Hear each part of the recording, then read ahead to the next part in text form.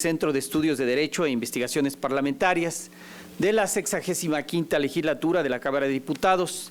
Les dan a todas y a todos ustedes la más cordial bienvenida a la mesa redonda Benito Juárez, su legado jurídico e importancia actual, que se lleva a cabo en conmemoración del sesquicentenario aniversario luctuoso de Benito Juárez García. Presiden este acto el doctor Juan Carlos Cervantes Gómez, director general del Centro de Estudios de Derecho e Investigaciones Parlamentarias. Muchas gracias, doctor. El maestro Ismael Carballo Robledo, director general del Espacio Cultural San Lázaro. Agradecemos también la presencia de las y el ponente que participarán en esta mesa redonda, quienes son investigadoras e investigadoras del Servicio de Carrera de la Cámara de Diputados adscritos al CEDIP. La maestra Verónica Cervera Torres, muchas gracias, maestra. La maestra Arely Celeste Fonseca Sánchez y el maestro Miguel Copil Estrada Ramírez. Muchas gracias. Escucharemos ahora la intervención del doctor Juan Carlos Cervantes Gómez. Por favor. Muchas gracias. Muy buenos días, tengan todas y todos. Gracias por acompañarnos en este recinto. Saludo cordialmente a quien nos acompaña en esta mesa redonda, donde se hablará de Benito Juárez, legado jurídico y su importancia. Agradezco la presencia e invitación para llevar a cabo estos eventos del director general del Espacio Cultural San Lázaro, el maestro Ismael Carballo. Gracias, maestro, y gracias por la iniciativa. Creo que es muy importante conmemorar al prócer, ¿no? A 150 años de su partida, pues es muy importante reflexionar sobre su legado, y a través de estos eventos que se están llevando a cabo, yo creo que podemos lograrlo desde la Cámara de Diputados. Yo creo que abrir la Cámara de Diputados a través del espacio cultural es muy buena idea, y reflexionar sobre acontecimientos tan relevantes para la historia de México como el legado de Juárez es muy importante.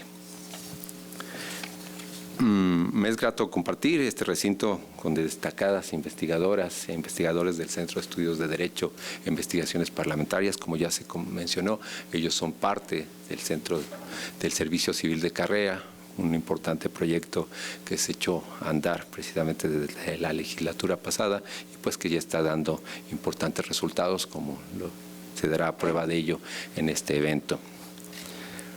No quisiera olvidar también la presencia de otros funcionarios de los diversos centros de estudios de esta Cámara y de diversas áreas de la Cámara. Gracias por acompañarnos. Saludo también a quien nos sigue por las redes sociales del Centro de Estudios de Derecho y por las redes institucionales de la Cámara de Diputados, que entiendo se está también transmitiendo. A todas y todos los participantes y asistentes, gracias por su presencia. Tendría que señalar que reflexionar sobre el legado de Benito Juárez García es asumir la construcción de la nación desde los valores de igualdad, federalismo, nacionalismo y democracia, enarbolar la importancia de vivir en un marco de libertades públicas y de derechos individuales. Juárez es el gran constructor de la nación, el defensor de la República.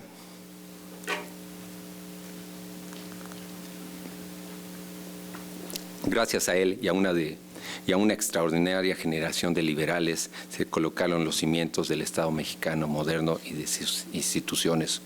Junto a su generación de liberales se impulsó la Constitución de 1857 y las leyes de reforma.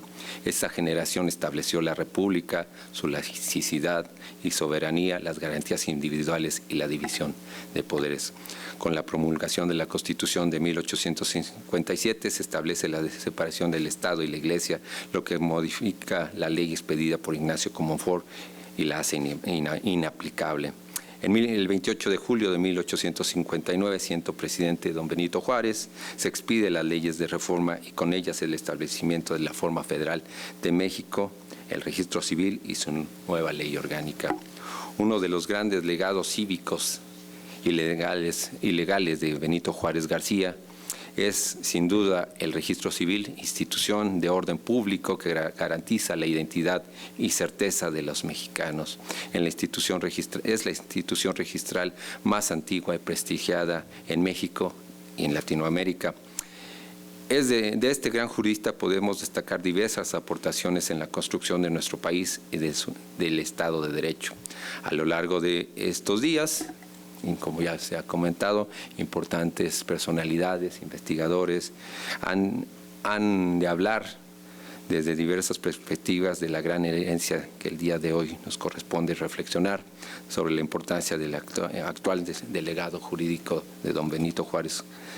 Para ello, en primer lugar, tendremos a la maestra Verónica en este evento, a la maestra Verónica Cervera, quien nos hablará de la laicidad del Estado y la libertad religiosa. Enseguida contaremos con la intervención de la maestra Arely Celeste Fonseca, quien analizará el tema de las leyes de desamortización y su impacto en la propiedad, es decir, el artículo 27. Y finalmente, pero no menos importante, el maestro Miguel Copil destacará y hablará sobre la ley del registro civil y la ley Juárez sobre organización de los tribunales. Sin duda, la obra de don Benito Juárez es un referente obligado en la historia de nuestro país, sin el cual no podríamos hablar de un Estado constitucional de derecho. Es por eso que creo que son acontecimientos e instituciones que merecen una reflexión importante desde el punto de vista de los juristas que se han integrado recientemente a través del Servicio Civil de Carrera, como lo comentamos, a la Cámara de Diputados. Pues muchas gracias y sin más por el momento, nuevamente reciban un cordial saludo, es cuanto, y mucho éxito en este evento. Gracias. Muchas gracias, doctor Cervantes. Para dar unas palabras introductorias y moderar en lo sucesivo esta mesa redonda, tiene el uso de la palabra el maestro Ismael Carballo Robledo. Por favor, maestro.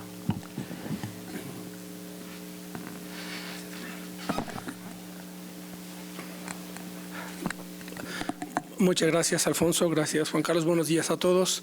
Este es la segunda actividad que tenemos en esta ruta que hemos articulado con nuestros compañeros del CEDIP. Me da mucho gusto estar entre ustedes y me da mucho gusto también que podamos sumar esfuerzos en esta actividad y en actividades que estén por venir en el futuro, tanto con este centro como con el resto de los centros de estudio que son tan importantes para el trabajo legislativo.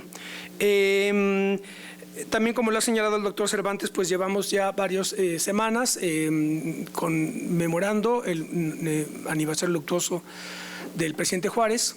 Está teniendo también lugar un ciclo de cine muy interesante sobre películas de hace 80, 90 años, sobre ese periodo tan importante. Y ahora esta mesa es también de gran interés para analizar el aspecto jurídico de un verdadero animal político, diciéndolo con Aristóteles, ¿verdad? Que fue Benito Juárez, en cuya trayectoria titánica prácticamente resume a la nación y la pone de pie. Entonces será de gran interés ver las reflexiones que se hacen desde el estricto ámbito jurídico. Tengo aquí a la vista un libro extraordinario que a ver si después yo quiero uno, de las leyes de reforma y su aplicación en México, que bueno, ese es el contexto de lo que vamos a hacer en esta mañana. Sin más, voy a dar ahora la palabra a nuestra primera ponente, la maestra Verónica Cervera Torres. Ella es licenciada en Derecho por la Universidad de La Salle, especialista en Derechos Humanos y maestra en Derecho por la UNAM. Maestra también en Derechos Humanos y Democracia por la Flaxo y docente en el Instituto de Investigaciones Jurídicas de su alma mater, de la UNAM. Respecto a su trayectoria profesional, se ha desempeñado como visitadora adjunta en la Comisión Nacional de los Derechos Humanos, además de ocupar el cargo de titular del Comité de Tortura en la Comisión Ejecutiva de Atención a Víctimas.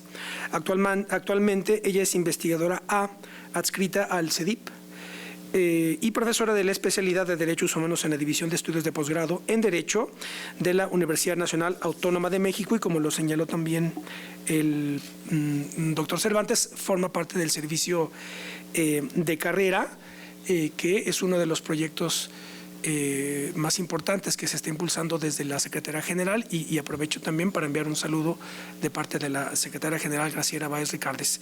Tiene la palabra Verónica Cervera. Adelante, maestra.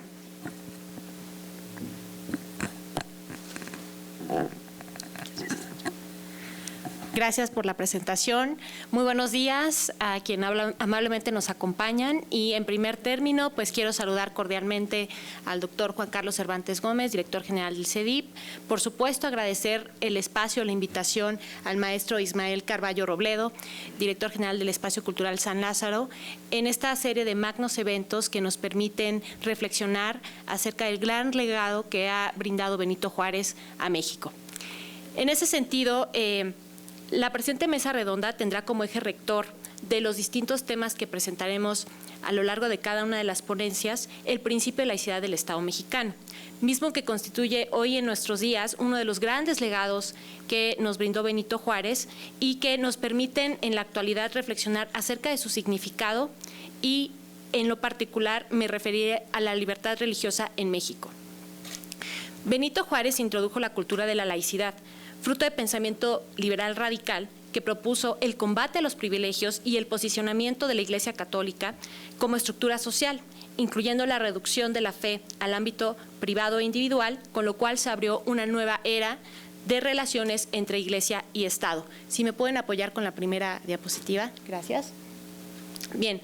Pues el pensamiento laico de Benito Juárez puede rastrearse a lo largo de varios pasajes de su vida, de lo cual documenta la autora Patricia Galeana, y que desde un inicio expresó su rechazo para seguir una carrera eclesiástica y optar en su lugar por una formación en leyes.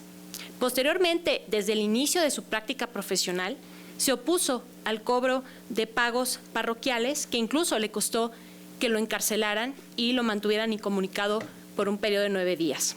Asimismo, durante su carrera política como gobernador de su natal estado de Oaxaca, declaró entonces que un gobernante no debe tener más bandera que la ley y finiquitó la antaña costumbre de que las autoridades civiles asistieran a ceremonias religiosas, buscando así, con el propio ejemplo, terminar con una sociedad estamental para dar paso a una sociedad civil.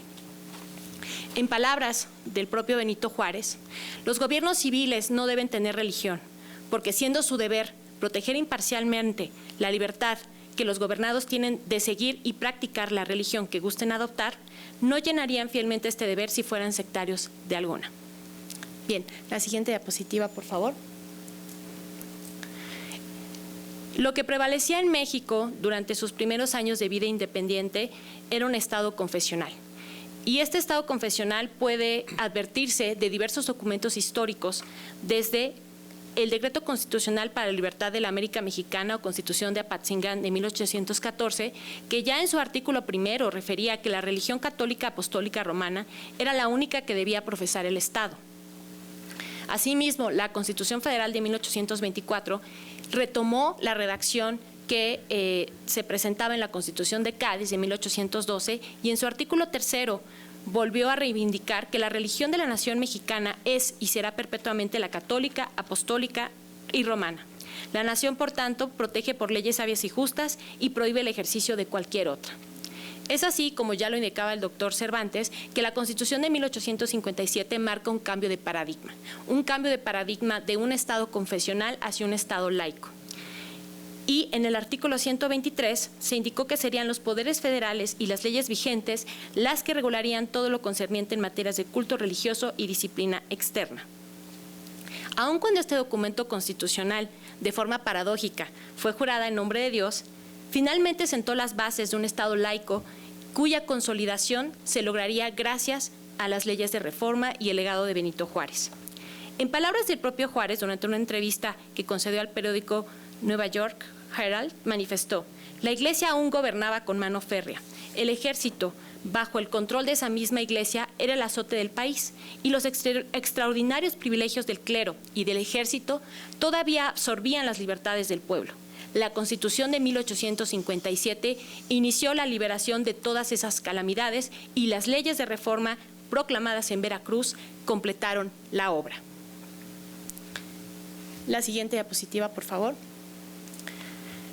A través del gran acervo reformista de Benito Juárez podemos encontrar esta impronta no religiosa Y esto visto desde su propio manifiesto del Gobierno Constitucional a la Nación de 1859, donde ya indicaba como propósito el adoptar como regla general la más perfecta independencia entre los negocios del Estado y los puramente eclesiásticos, conteniendo así su programa de gobierno constitucional y la justificación de las leyes de reforma.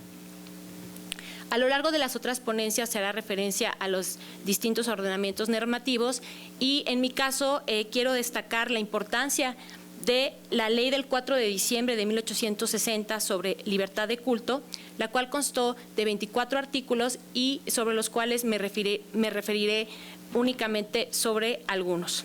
El artículo primero, por ejemplo, refiere que esta ley sanciona la protección del ejercicio de los cultos establecidos en el país y reconoce la libertad religiosa limitada únicamente por los derechos de tercero y las exigencias del orden público, proclamando en todo lo demás la independencia entre el Estado y las creencias y prácticas religiosas.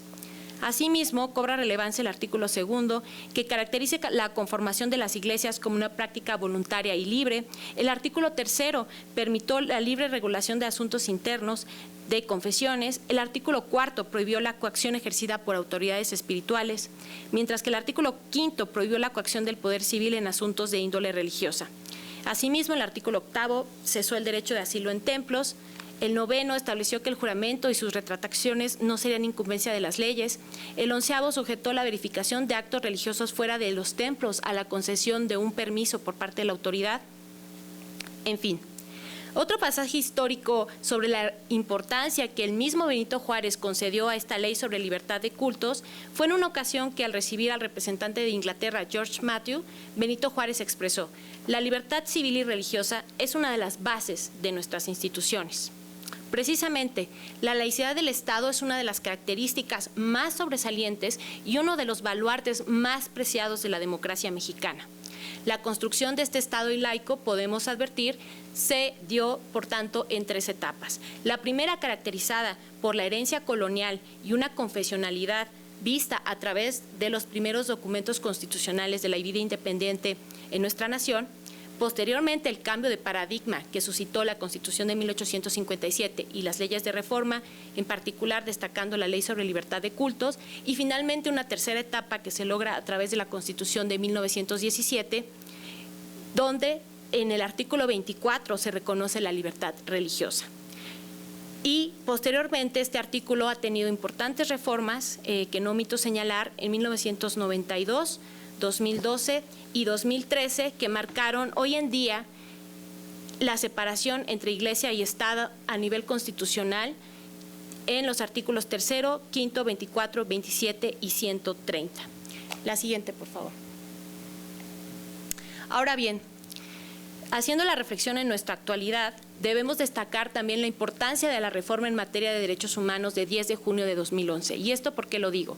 Porque finalmente la libertad religiosa pasa de ser un derecho fundamental a un derecho humano y por tanto debemos de entender su contenido no únicamente a través del texto constitucional, sino también a través de los estándares de los instrumentos internacionales vinculantes para el Estado mexicano. Estos son el artículo 18 de la Declaración Universal de los Derechos Humanos, el artículo 18 del Pacto Internacional de Derechos Civiles y Políticos y el artículo 12 de la Convención Americana sobre Derechos Humanos. Por tanto, ¿cuál es el reto actual de la libertad religiosa en México? Entenderla como un derecho humano y precisamente salvaguardar el Estado laico legado de Benito Juárez, pero entenderlo como un estado de laicidad abierta. ¿Y a qué me quiero referir con eso? Primero es importante distinguir entre laicismo y laicidad, ya que en el primer caso, el laicismo apela a un estado restrictivo de la libertad religiosa, mientras que bajo el segundo se configura un estado que tutela, garantiza y promueve la libertad religiosa. Ya lo describía Pedro Salazar Ugarte en su libro Para entender y pensar la laicidad. Después de la Constitución de 1857 y las leyes de reforma, el modelo de laicidad se radicalizaría hasta adquirir un carácter anticlerical o antirreligioso, que quedaría plasmado tanto en el texto original de la Constitución de 1917 y continuaría con las reformas de 1992 e incluso de 2013. La libertad religiosa es un derecho humano complejo, ya que involucra una libertad de creencias, de profesar creencia, una libertad de ejercicio de la religión, también denominada libertad de culto, libertad de asociación religiosa, y también, por otra parte, incluye una dimensión interna de la persona de creer, pero también de profesar una religión, lo que le conoce como libertad religiosa positiva, o bien de no hacerlo, una libertad religiosa negativa. Y también está una dimensión externa del derecho, es decir, de practicar una religión o no hacerlo, y la libertad de cambiar o dejar esa religión. Más aún, tratándose de comunidades religiosas, también la libertad de fundación y administración propia libre de influencia estatal. Por tanto, lo que se debe de buscar actualmente en este estado de laicidad abierta es un régimen, claro está, de separación entre la esfera política y esfera religiosa, cada una autónoma en su propio ámbito competencial, sin que ello implique ignorancia o exclusión de colaboración mutua, que asume una posición de neutralidad positiva ante el fenómeno religioso por considerarlo una expresión valiosa de la cultura de su pueblo y libertades espirituales, al mismo tiempo que reconoce su incompetencia absoluta para intervenir en acto de fe y santuario de la conciencia de las personas, y cuya responsabilidad fundamental es garantizar plena y eficazmente el derecho a la libertad religiosa, conforme a los estándares de instrumentos internacionales de derechos humanos, sin privilegios y sin discriminación. La laicidad del Estado constituye actualmente el escenario clave para el ejercicio efectivo de las libertades, incluyendo la propia libertad religiosa, recordando siempre a Benito Juárez como el gran símbolo de la laicidad del Estado mexicano. Muchísimas gracias.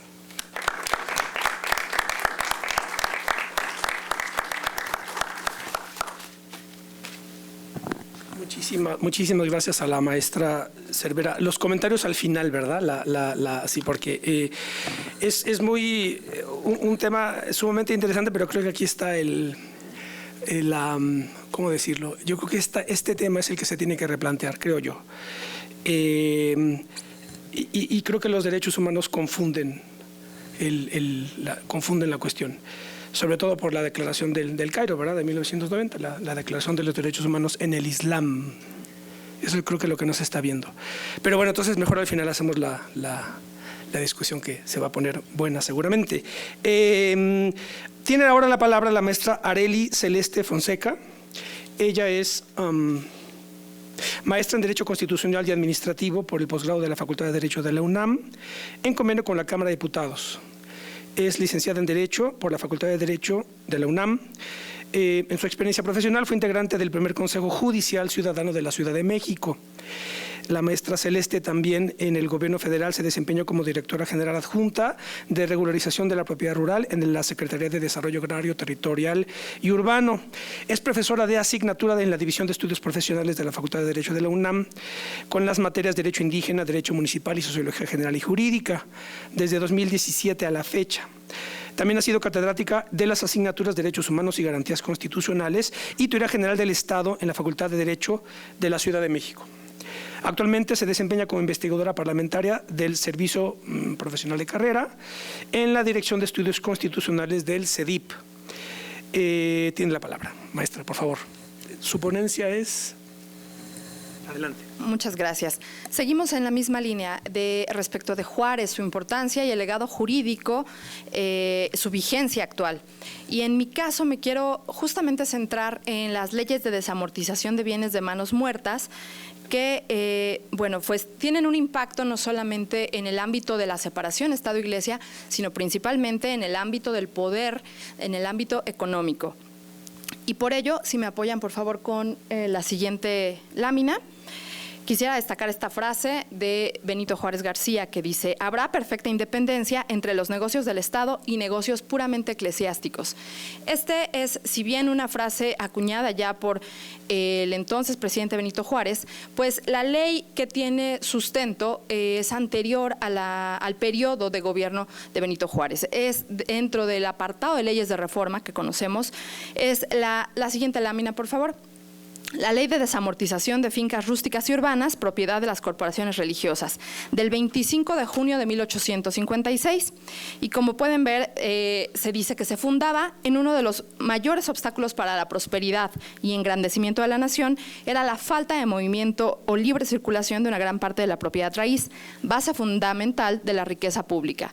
Debemos tener presente, sin duda, que el derecho de propiedad es casi inherente a la humanidad, y el hecho de afectar este derecho implicó un cisma en el sistema político, social, económico de la época. Es una ley que tuvo un gran enfrentamiento, pero que sin duda, y eso es importante siempre tenerlo presente, es una ley que continúa vigente en nuestro texto constitucional. Y expresamente en el artículo 27, fracción octava, se le sigue haciendo mención cuando se habla de aquella nulidad de enajenaciones. Nos dice la Constitución, serán nulas todas aquellas enajenaciones que hayan sido realizadas en contravención a la ley del 25 de junio de 1856. Este es un aspecto que siempre me gusta destacar entre estudiantes, entre conocedores del derecho y entre la sociedad en general, pues pocas veces percibimos la vigencia de esta norma con esta. Gracias. Ahora, hay que tener presente que expresamente esto no fue una norma, no cumplió las formalidades para que sea considerada una ley, no fue aprobada por el Congreso propiamente, aunque posteriormente fue constitucionalizada. Y, por supuesto, en la Constitución de 1857 el texto recoge la idea. Posteriormente sufre algunas reformas, pero, bueno, pues el espíritu está en ello, en proporcionar en aras de estas reformas liberales que ustedes saben y lo hemos tenido también presente en virtud de los cursos de México en la historia del mundo. Estas reformas liberales no únicamente tuvieron impacto en nuestro país, venían de toda una corriente de reformas liberales principalmente impulsadas desde Europa. Y este eje central del liberalismo de eliminar todas aquellas corporaciones en virtud de propiedades colectivas y pasarlo a propiedad privada, para que con la propiedad privada la cuestión económica tuviera un mayor dinamismo. Este sin duda es un impulso. Se le conoce como Ley Lerdo, si me apoyan por favor con la siguiente lámina. Esta Ley Lerdo porque justamente quien la propone era el entonces secretario de Hacienda y Crédito Público, Miguel Lerdo de Tejada. Una de sus finalidades, como ya decíamos, pues era contar con recursos, y al clero se le retiran estas propiedades, pues este concepto de manos muertas hace referencia a propiedades que por estar en manos de la Iglesia a su vez corresponden a Dios. Y por supuesto no se puede disponer de ellas, por eso se habla de manos muertas. Al retirar estos recursos, esta propiedad, este poder, todo el Partido Conservador, todos aquellos que apoyaban a la Iglesia, es uno de los principales aspectos a los que se oponen. Pero no implicó un despojo de los bienes de la Iglesia. Mediaba, establecía una serie de enajenaciones conforme a plazos, conforme a normas, conforme a cantidades que debían entonces ingresar en la hacienda pública, y además establecía algunas excepciones, algunas salvedades, es decir, el clero podía conservar aquellas propiedades que utilizaba para sus fines, ya sea de beneficencia, de impartir pues sus labores afines, pero no todas aquellas fincas que poseía. Finalmente, desde tiempo atrás, a partir del periodo de la colonia, que podemos hacer mención de manera histórica de la figura de la encomienda. A los encomenderos que llegaban a territorio, pues se les encomendaba que evangelizaran a los indios, y por tanto se les asignaba una cantidad de indios a quienes debían evangelizar con todo y sus territorios. Todos estos territorios pasaron a manos de la Iglesia, y así finalmente eran grandes extensiones de tierra las que detentaba la Iglesia y que finalmente no tenían una implicación económica. ¿Qué problemas hubo con estas leyes? A pesar de todo esto que comento, bueno, por supuesto hubo diversas enajenaciones simuladas, ventas a prestanombres, o aquellos conservadores que decían, muy bien, si este partido es el que triunfa ahora, argumentaremos que nosotros cumplimos con la ley y le compramos a la Iglesia. Pero si después triunfan los conservadores, bueno, pues también argumentaremos que estamos del lado de ellos, por eso estábamos cuidando de sus propiedades. Hubo muchísimos inconvenientes, incluso hay cartas que los gobernadores enviaban al gobierno central para hacer saber de todas las dificultades en la aplicación de esta ley. Sin embargo, en primera instancia lo que se dijo es, en el caso de todos aquellos conflictos que surjan por los registradores o quienes estén realizando las transacciones, estas deberán ser dirimidas por el Poder Judicial. únicamente se remitió a ello. Después vino un levantamiento incluso de los pueblos de indios. Los pueblos de indios sufrieron una afectación terrible en sus propiedades, pues debemos tener presente que la propiedad comunal de pueblos indígenas tiene esa esencia desde antes del periodo de la conquista. La propiedad se detenta de manera comunal y al eliminar esto con la influencia de las leyes liberales, al pasar todo a propiedad privada, pues rompía con su esencia misma. Y esto sigue siendo un problema continúa vigente hasta nuestros días. Cuando hablamos de su legado jurídico actual, bueno, pues aquí hay aún temas pendientes por resolver sin duda. Sin embargo, es cierto que en la historia se habla de Benito Juárez como aquel que no hizo nada por beneficiar a los pueblos de indios, que siendo él de origen indígena, poco hizo al respecto. Y es tiempo de cambiar estas posturas. Ya aquí el doctor Fernando Ruiz nos compartía en la conferencia de hace una semana que muchos de sus detractores, de sus enemigos políticos, utilizaban este tipo de argumentos. Cuando se habla de los pueblos de indios, se manejaba y se siguió manejando incluso hasta la Constitución de 1917, en la cual tampoco fueron considerados en el texto constitucional original. Se consideraba que al cederle derechos en propiedad, al reconocerle derechos de propiedad comunal a los indios, finalmente estos nuevamente serían acaparados por la Iglesia, porque a cambio de cualquier ceremonia religiosa o cualquier manipulación que los clérigos ejercieran contra ellos, nuevamente perderían todas sus propiedades. Sin embargo, en el caso de esta ley específica de 1856, en ese tiempo Benito Juárez era gobernador de Oaxaca. Y él, desde Oaxaca, ejerció una serie de acciones, primero que nada solicitando al gobierno central que se pudiera dividir la tierra para los indígenas en corporaciones acorde a sus usos y costumbres. Esto fue negado, pues se decía que se perdería la esencia misma de la ley. Sin embargo, después con la Constitución Política del Estado de Oaxaca, se logró que se asignaran tierras en calidad de ayuntamientos a los pueblos indígenas. Es decir, hubo una especie de reafirmación de estos derechos. Esto es poco conocido y cuando se habla en general de las leyes de reforma, se utiliza aquel argumento en el que se dice poco hizo a favor de la población indígena y esta es una de las leyes que más afectaron. Sin embargo, hay que destacar ese papel que Benito Juárez jugó en la historia como un hombre de principios, como un hombre fiel servidor de la nación y por supuesto de sus orígenes. Él, mientras era estudiante, al poco tiempo cuando empezó a ejercer la carrera de Derecho, defendía a algunos pueblos de Oaxaca contra abusos que la Iglesia cometía hacia ellos. Incluso fue encarcelado unos cuantos días por esta defensa que hizo en el ejercicio ya de su profesión. Esto previo a ser gobernador, previo a ser esta eminente figura política nacional que todos conocemos. Pero son pasajes que permiten reafirmar su presencia y su defensa por las causas de su origen mismo. Y por supuesto, hablando del impacto de estas leyes, debemos tener presente que ante estos levantamientos, como fueron en su momento a partir de esta ley en Michoacán, Querétaro, Veracruz o Puebla, finalmente el gobierno estableció algunas excepciones, una serie de normativas adicionales, como el 9 de octubre de 1856, posteriormente el 21 de octubre también de 1856, en las que expresamente se señalaba que el señor presidente buscaba el beneficio a los indígenas y a los labradores pobres. Posteriormente se habla también de a todos aquellos necesitados. Recordemos el contexto social de aquel tiempo. La mayoría de la población eran o labradores pobres o necesitados. Pocos eran los que tenían la capacidad económica de comprarle al clero estas grandes propiedades. Y lamentablemente, este es uno de los efectos nocivos que tuvo también la ley, es que todos aquellos que tenían la capacidad económica o el poder en su tiempo, los jefes políticos de la época, son los que pudieron hacer las enajenaciones de aquellas propiedades de la Iglesia, lo que posteriormente sabemos derivó en los latifundios y otro gran problema en cuestiones de la tierra, que posteriormente hacia la Revolución Mexicana continuó siendo una de las exigencias de la gente en el campo, de la gente que finalmente trabajaba la tierra y estaba sometida a condiciones gravísimas de explotación y que, como ya decía, continúa siendo un aspecto pendiente. Pues, si me apoyan con la siguiente, por favor. Vemos en el texto constitucional de 1857 que queda aquí plasmada la idea de esta ley. El prohibir a las corporaciones religiosas el detentar estas propiedades y que por tanto su propiedad debía ser enajenada o rematada, como ya decíamos. La siguiente, por favor.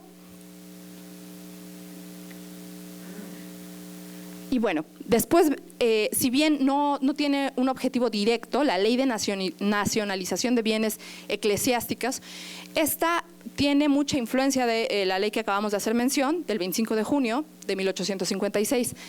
Esta fue posterior ya a la Guerra de Reforma y justamente lo que algunos especialistas señalan es que se trataba de establecer una serie de venganza contra la Iglesia, pues finalmente financió la guerra. Y lo que se hace es específicamente aquí sí nacionalizar los bienes de la Iglesia, tomando como referente la ley anterior. Y posteriormente hay algunos reglamentos que la van, digamos, especificando o establecen alguna serie de excepciones. Pero finalmente el objetivo era que inicialmente económico, posteriormente establecer y fundar en estas leyes la separación Estado-Iglesia esencialmente. Esto ya en el periodo anterior, cuando Zuluaga da el autogolpe de Estado a Comonfort, así llamado por diversos especialistas, las leyes que ahí rigieron, lo primero que hicieron fueron nulificar aquellas enajenaciones de bienes raíces de las corporaciones religiosas, que posteriormente ya con esta ley de nacionalización de bienes eclesiásticos del 12 de julio de 1859, lo que se hace es reafirmar aquellas enajenaciones o resolver todos aquellos conflictos que hubieran suscitado en el transcurso de este convulso periodo de nuestra historia nacional.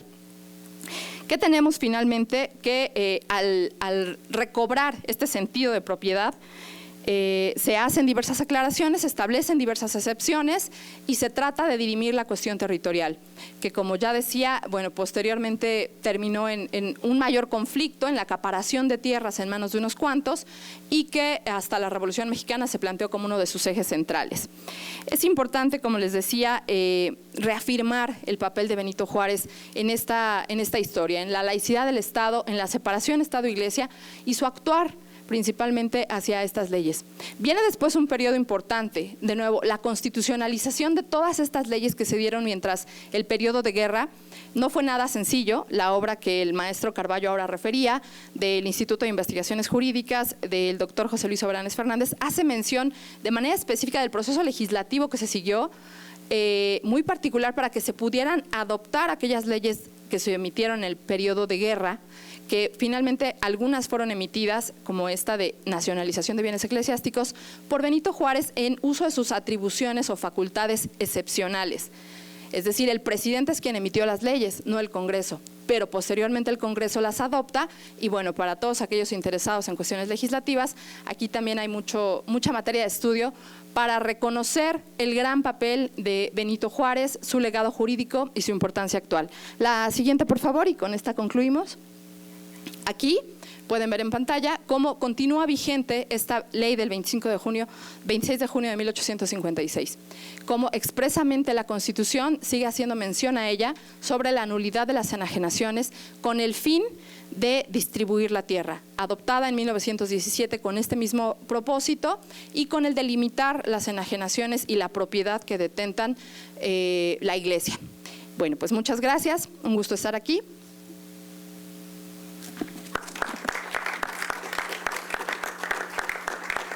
Muchísimas gracias a la maestra Fonseca.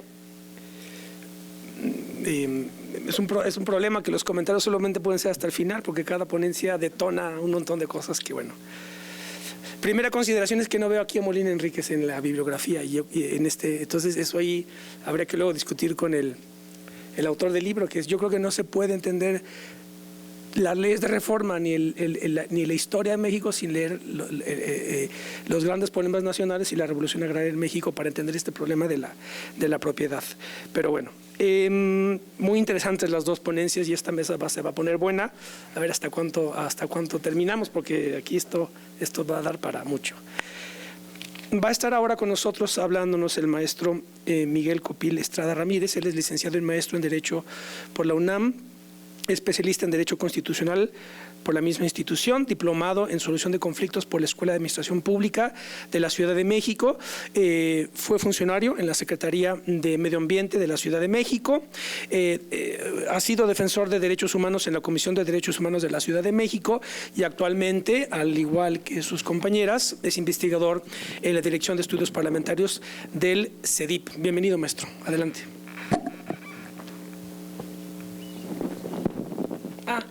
¿Con ese o con este? El que me digan. Ok, perfecto. Agradezco la presentación, maestro Carballo, la oportunidad de compartir en esta mesa.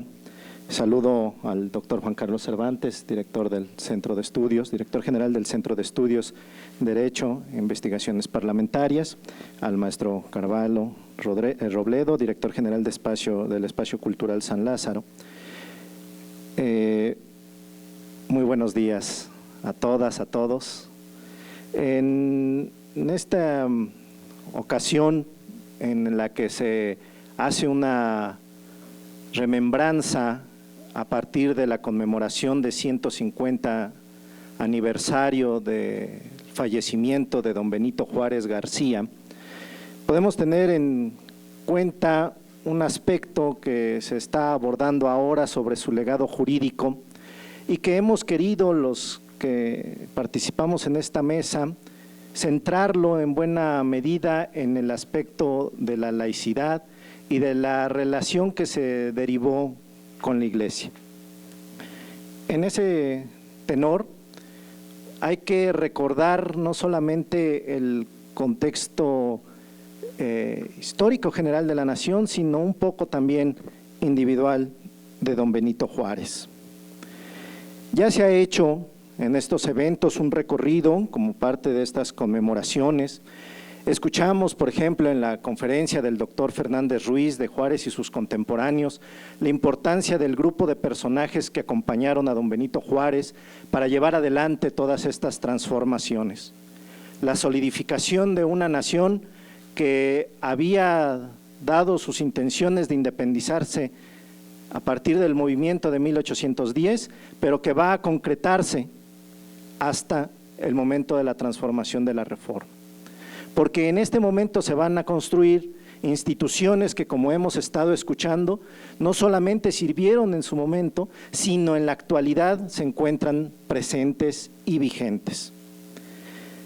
Escuchamos también, como ya nos ha recordado el maestro Ismael, cómo Andrés Molina Enríquez refiere en Juárez una parte importante a partir de la visión del materialismo histórico y cómo tiene una función revolucionaria actual el pensamiento liberal. También los historiadores que participan en línea de la Academia Mexicana de la Historia, pues nos refrendan, por ejemplo, el historiador Silvestre Villegas, sobre su relación con el liberalismo moderado, la importancia de sus relaciones en momentos críticos del país.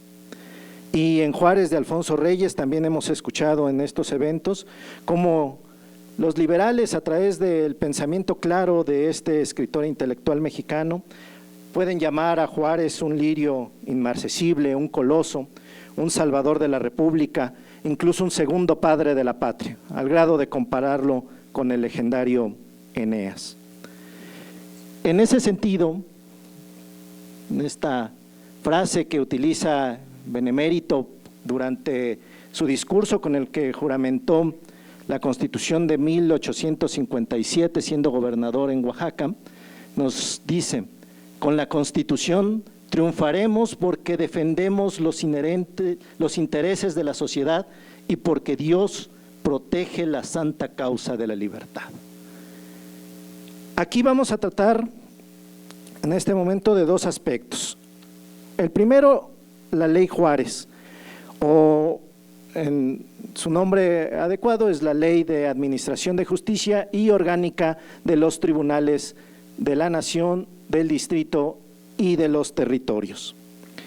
Esta ley, Justo Sierra la denomina una piedra fundamental de la Reforma en la obra de Juárez y su obra y su tiempo, porque se da el 23 de noviembre de 1855, es previa a la Constitución del 57 y previa al otro conjunto normativo que conocemos como leyes de reforma, pero ya el entonces ministro de Justicia y de Asuntos Eclesiásticos e Instrucción Pública, que veía Juárez como parte del gabinete del Plan de Ayutla de Juan Álvarez, pues va a plantear una ley en donde va a reorganizar la Corte Suprema de la Nación, la Corte Suprema de Justicia de la Nación, con 9 ministros, 2 fiscales, va a establecer tribunales de circuito, juzgados de distrito, va incluso en este documento a señalarse las erogaciones que se realizarán,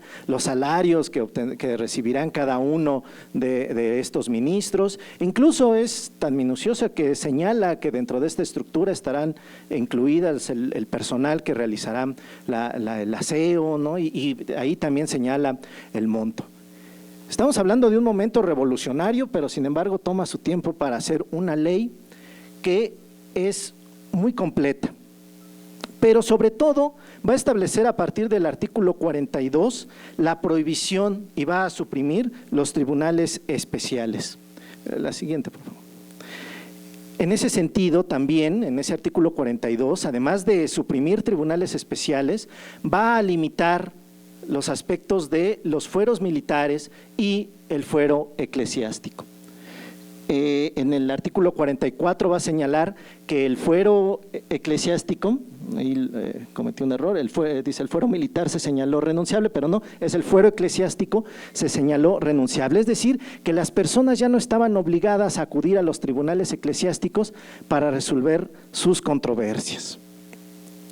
En ese sentido, pensar en Juárez en contra de estos fueros o de la limitación de estos, nos ha sido ya rememorado en parte por la maestra Verónica cuando nos recuerda que incluso Juárez estuvo preso 9 días. Él nos comenta, ¿no?, de su propia mano que cuando defiende a los pobladores del municipio de Loxicha en Oaxaca, porque estaban cobrando las subvenciones parroquiales. Esas subvenciones eran impuestos establecidos de forma obligatoria y que además tenían que sujetarse a ciertos aranceles establecidos, pero que muchos curas, párrocos, etcétera, no lo hacían y exigían un monto mayor, y entonces ellos acuden con documentación y con su testimonio ante Juárez, quien decide llevar a cabo su defensa. Sin embargo, entonces implicaba un riesgo, no solamente lo reconoce del desprecio, sino incluso la prisión. El juez que conoce en un primer momento en ese tribunal eclesiástico asume que efectivamente debe de separarse el cura del cargo en lo que se resuelve el problema. Sin embargo, en la realidad material, el cura regresa y ordena la prisión de los pobladores que habían ido a demandar o a denunciar la irregularidad.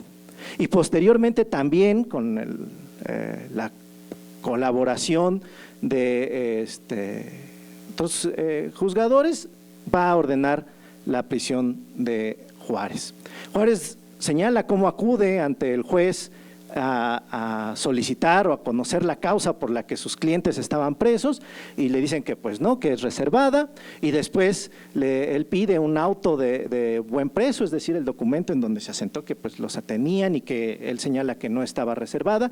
El juez también se la niega, y entonces, a pesar de que el trato era cordial en ese momento, dice Juárez que le avisó que se lo iba a pedir por escrito, cambió la actitud del juez y entonces se hicieron acciones tendientes a arrestarlo y tenerlo preso 9 días sin que se resolviera, sino con pago de una fianza.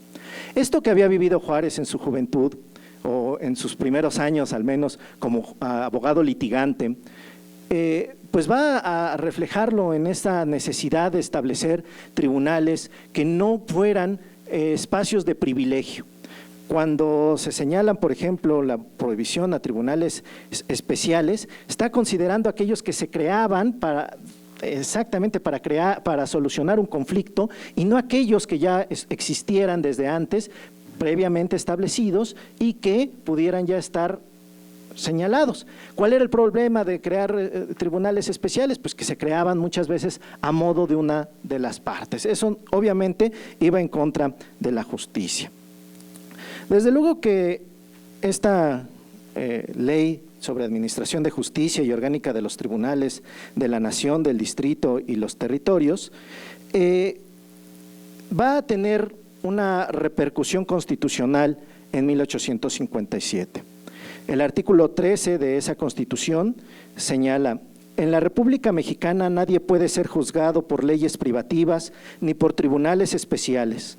Ninguna persona ni corporación puede tener fueros ni gozar emolumentos que no sean compensación de un servicio público y estén fijados por la ley.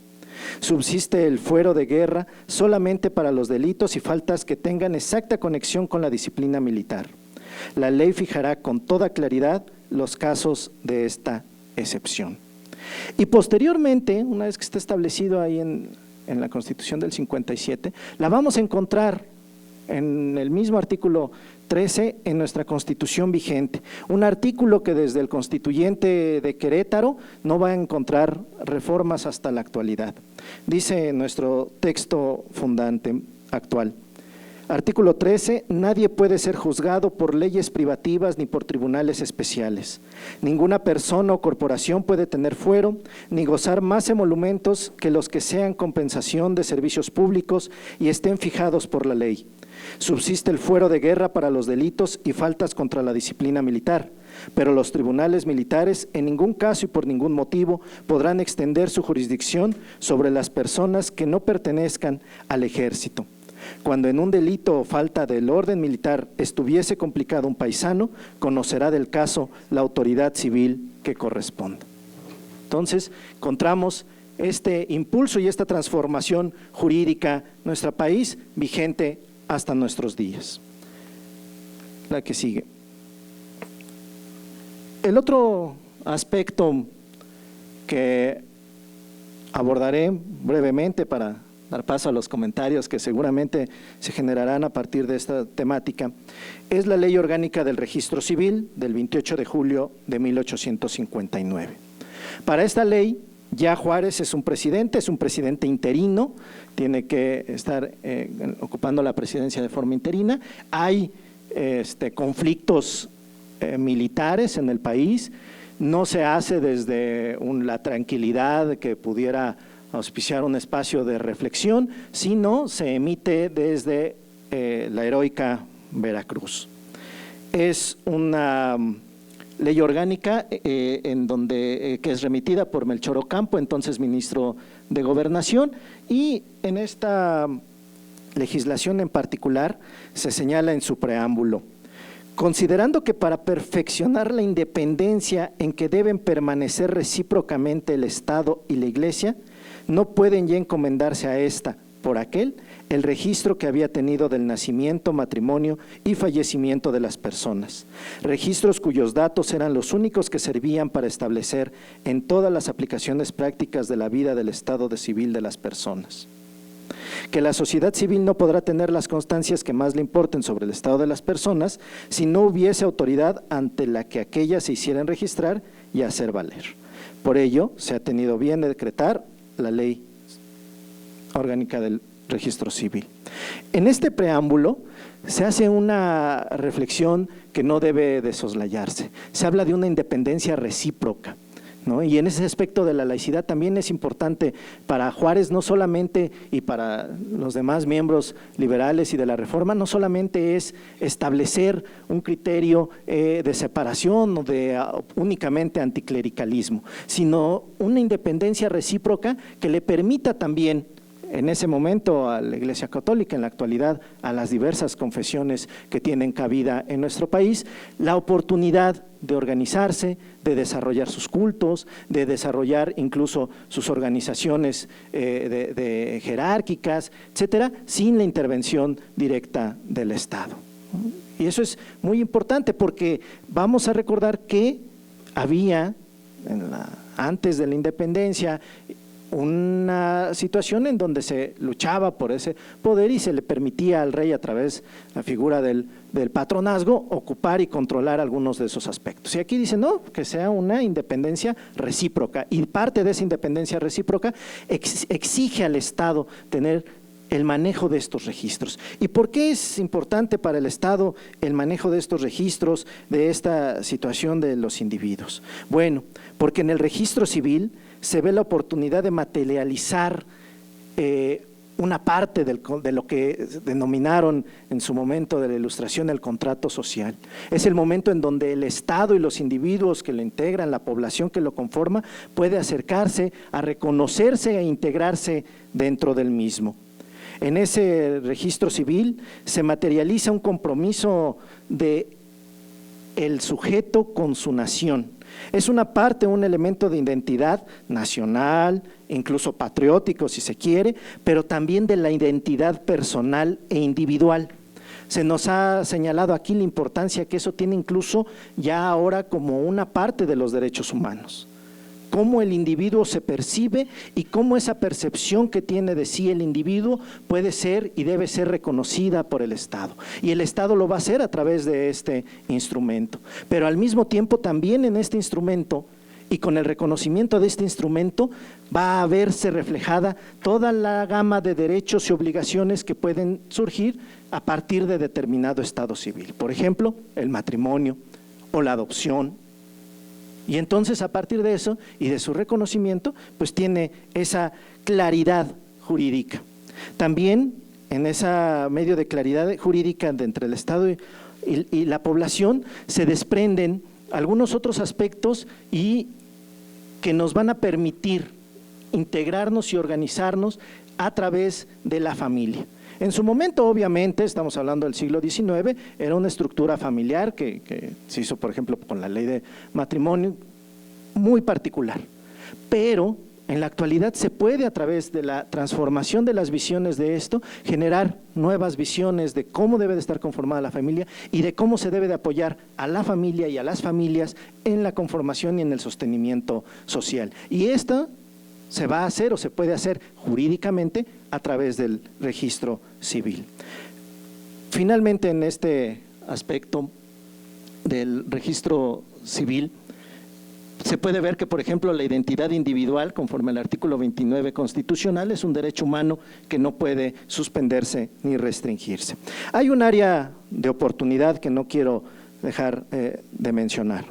El 5 de febrero de 2017 se publicó en el Diario Oficial de la Federación el decreto por el que se declaran reformadas y adicionadas diversas disposiciones de la Constitución Política de los Estados Unidos Mexicanos en materia de mecanismos alternativos de solución de controversias, mejora regulatoria, justicia cívica e itinerante y registros civiles, con motivo del cual se reformó, entre otros, el artículo 73, fracción 29-R de la Constitución, para quedar como sigue. El Congreso tiene facultad para expedir las leyes generales que armonicen y homologuen la organización y el funcionamiento de los registros civiles. Actualmente esta ley no se ha elaborado. Sin embargo, el artículo transitorio segundo del decreto que se menciona señala que en un plazo que no excederá de 180 días naturales siguientes a la entrada en vigor del presente decreto, el Congreso de la Unión expedirá las leyes generales a que se refieren las fracciones 29-A, 29-R, 29-Z y 29-Y. Finalmente, en esa misma decreto de reforma, en el artículo tercero transitorio, se señala que la Ley General en materia de registros civiles a que se refiere la fracción 29-R del artículo 73 de esta Constitución deberá prever al menos la obligación de trabajar con formatos accesibles de inscripción, la estandarización de actas a nivel nacional, medidas de seguridad física y electrónica, la posibilidad de realizar trámites con firmas digitales, de realizar consultas y emisiones vía remota, el diseño de mecanismos alternos para la atención de comunidades indígenas y grupos en situación de especial vulnerabilidad y marginación, mecanismos homologados de captura de datos, simplificación de procedimientos de corrección, rectificación y aclaración de actas. Es un espacio de oportunidad. Si la ley orgánica del registro civil se emitió en un espacio complicado y sin embargo tiene tal trascendencia, pues hay la oportunidad de la elaboración de esta nueva ley con los criterios que ya constitucionalmente están señalados en ese transitorio tercero para fortalecer aún más una institución juarista, una institución liberal profundamente útil. En ese sentido, quisiera señalar al Juárez como una expresión simbólica de estas cuestiones que hemos hablado. Obviamente hay un Juárez ser humano del que podrá haber una visión profundamente crítica, una visión histórica donde se puedan señalar todas sus deficiencias humanas, obviamente. Sin embargo, desde la visión simbólica, Guillermo Prieto, quien tuvo la oportunidad, como nos lo ha recordado también en estas mesas, de salvarle la vida allá en Guadalajara, a 15 años de su fallecimiento, mientras lo recordaba, lo señalaba así, como un símbolo, y hacía el llamado y decía: pueblo de Juárez, ámalo, ámalo y sigue sus huellas, porque él simboliza tus santos derechos y tu idolatrada independencia. Muchas gracias.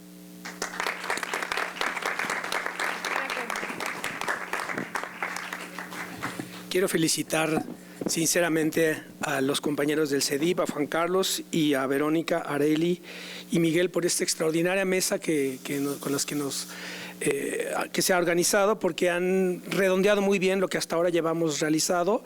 Hemos hablado sobre el profesor Fernández Ruiz, ¿verdad? Habló sobre Juárez y su generación, sus contemporáneos. Yo hablé sobre el Juárez de Molina Enríquez, Alberto Enríquez Pérez habló sobre el Juárez de Alfonso Reyes, pero los compañeros del CEDIP lo ven panorámicamente en el contexto de las leyes de reforma que él como símbolo pues encarna, y nos permite comprender lo que creo que lo comentábamos ayer en alguna mesa, que en realidad la independencia en realidad de México es esta, creo yo, ¿verdad? O por lo menos es la consumación de un periodo largo que yo categorizo como la Revolución Nacional de primera generación. Las revoluciones nacionales de primera generación son las que tienen lugar en el mundo occidental prácticamente durante todo el siglo XIX hasta la Revolución Mexicana y las revoluciones del siglo XX. Pero Juárez prácticamente consolida la Revolución Nacional de primera generación. Ahora bien, aquí de lo que se trata es de saber comprender cómo lo que quedó, digamos, la ecuación que quedó definida en la 2T, en la reforma, cómo direcciona los procesos en el presente. Esa es la cuestión, que no es lo mismo. No es lo mismo 2021 o 2022 o 2024 que 1857, etcétera, ¿verdad? Lo que ha quedado muy bien aquí explicado es cómo en la reforma quedó recortada la nación mexicana en tres planos fundamentales que antropológicamente podrían ser identificados como el plano de la economía, el plano de la política y aquí viene el difícil, el plano teológico. En el plano de la economía está definida la razón económica, la ratio económica, en el plano político la razón política y en el plano teológico la razón teológica. Las leyes de desamortización fundamentalmente lo que propician es la posibilidad de que el desarrollo económico empiece a despegar, ¿verdad? Porque las manos muertas son desamortizadas y se empieza con actividades comerciales o productivas. La razón política, el plano de la política, tiene que ver fundamentalmente, de manera general, con la separación jurisdiccional civil-religiosa, ¿no? El registro civil, etcétera. Eso está muy claro. El problema es el teológico. Y es lo que yo señalaba al principio. Me voy a extender aquí 5 minutos nada más, para poner los términos de la discusión. Aquí el problema es el teológico, el religioso, el del Estado laico. Y por eso decía yo que en fin, los derechos humanos es el epítome de esa confusión. ¿Por qué? Porque aquí la clave, pero esto explica la singularidad histórica de México y de las revoluciones de primera generación nacionales, que son revoluciones que tienen lugar en el mundo occidental. ¿Por qué? Porque aquí de lo que se trata es de el problema o la cuestión de ver cómo el racionalismo ilustrado aborda el problema religioso. La respuesta que dio la racionalidad moderna, el Estado moderno, literalmente, trató de resolver el problema de Dios ignorándolo. Es la cuestión. Eso es lo que define el laicismo o lo que se llama el agnosticismo, ¿verdad? Es decir, ¿cómo se resuelve el problema desde el 18 y el 19? No en México, en Occidente, fue Europa y América. Ese fue un debate europeo-americano. ¿Cómo se resolvió? El Estado es aconfesional, efectivamente, ¿verdad? No tiene religión, que era como existió en el antiguo régimen. En el antiguo régimen los estados eran estados católicos, ¿verdad? Eso todavía se manifiesta en los tratados de Córdoba, en la propia Constitución de Cádiz, etcétera. Bien.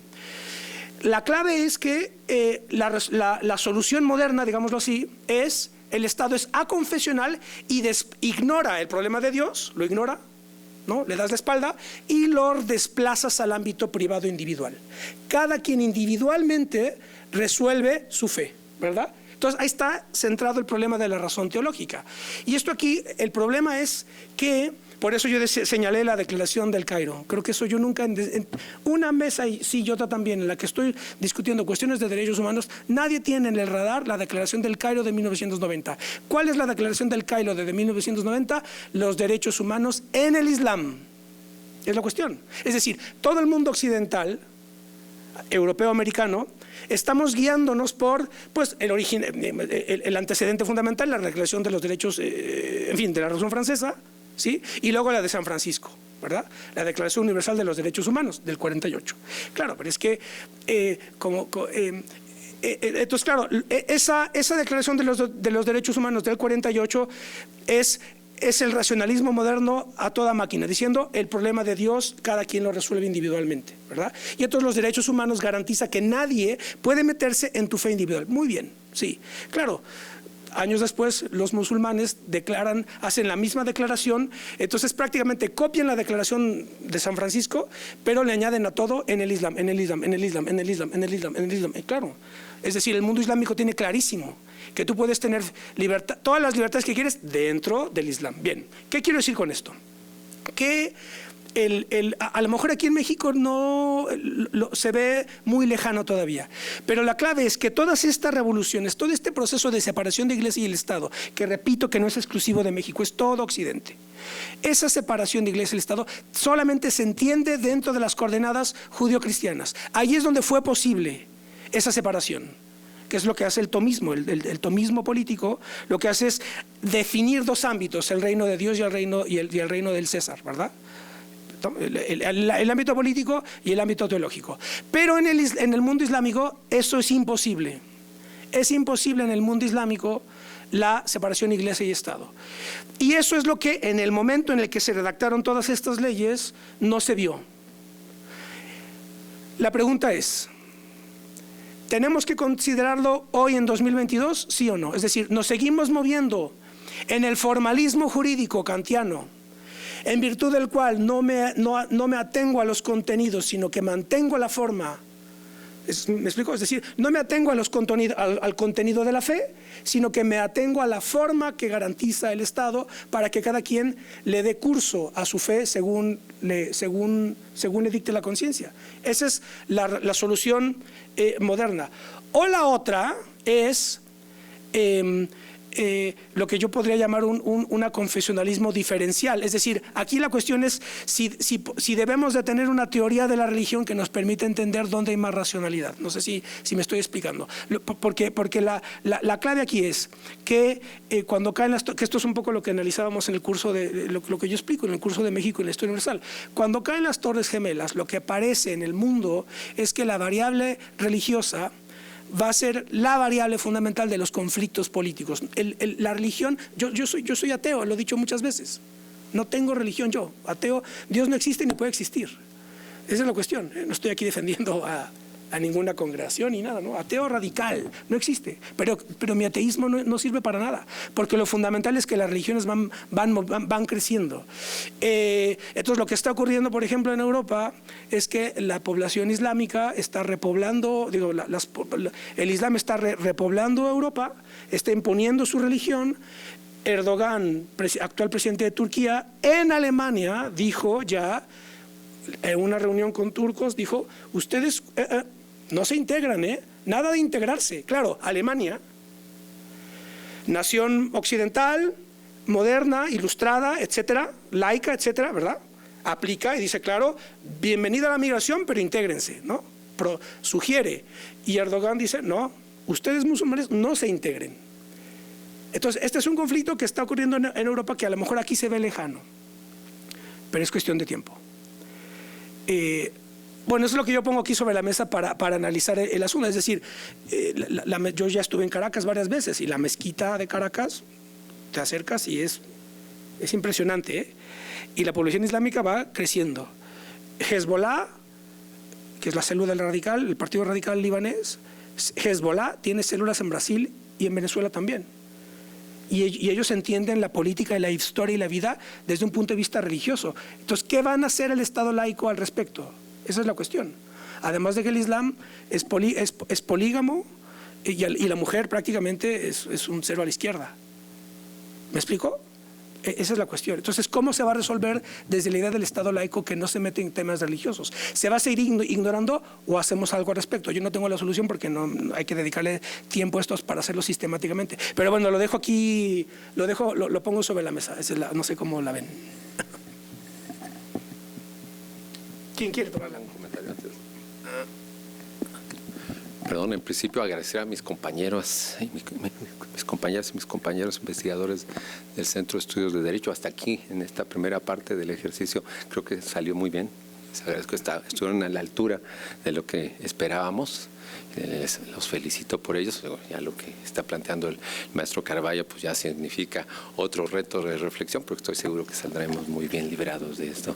Sin embargo, hablando de lo que plantea Ismael, creo que es sumamente complejo, ¿no? La separación Iglesia-Estado desde el siglo XIX, el planteamiento que habría que tomar en cuenta algo, ¿no? Los reformadores no eran ateos, por cierto, no eran bien muchos, eran creyentes, ¿no? Y su problema no era con la religión, el problema era con la Iglesia, ¿no? Con la institución y con el planteamiento del siglo XIX, que parecía un planteamiento equívoco.